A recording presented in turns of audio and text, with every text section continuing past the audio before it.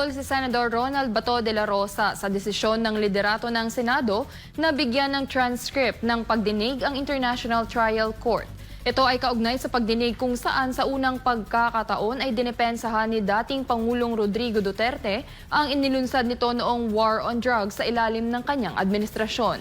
Si Troy Gomez magbabalita. Para kay Senador Ronald Bato de la Rosa, questionable kung magbibigay ng certified transcript ang Senado sa ICC. So I would ask him, why are you going to submit? Sa isang press briefing araw ng Martes ay sinabi ni Senador Bato na hindi siya sang-ayon na magkaroon ng kopya ang ICC ng certified transcript sa ginanap na pagdinig ng Senado sa War on Drugs campaign ng Duterte administration. Kasunod ito ng sinabi ni Senate President Francis Chis Escudero na wala itong nakikitang dahilan para hindi bigyan ng certified transcript ng naturang pagdinig ang ICC.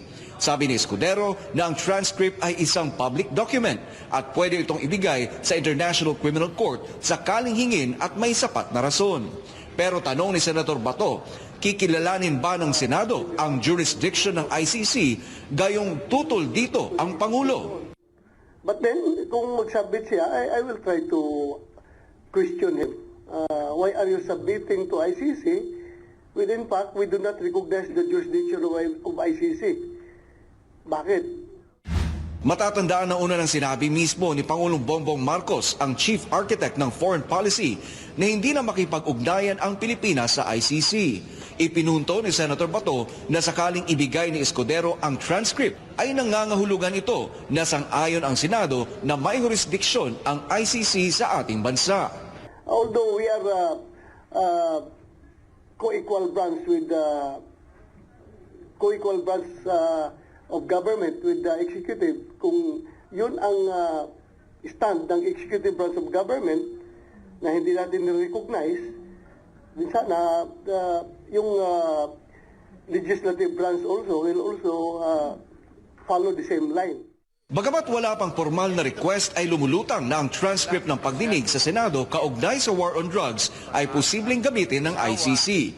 Sa ICC, may nakasampang reklamo na crime against humanity laban kay dating Pangulong Rodrigo Duterte, Senador Bato de la Rosa at iba pa. Pag sinabi ng Malacanang na hindi natin ni-recognize yung jurisdiction ng ICC, then hindi natin dapat i-recognize as a country, as a nation.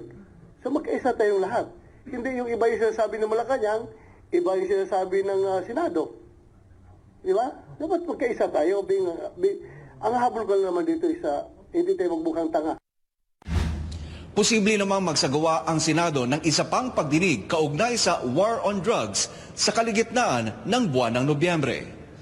Mula dito sa Senado, para sa Diyos at sa Pilipinas kong mahal,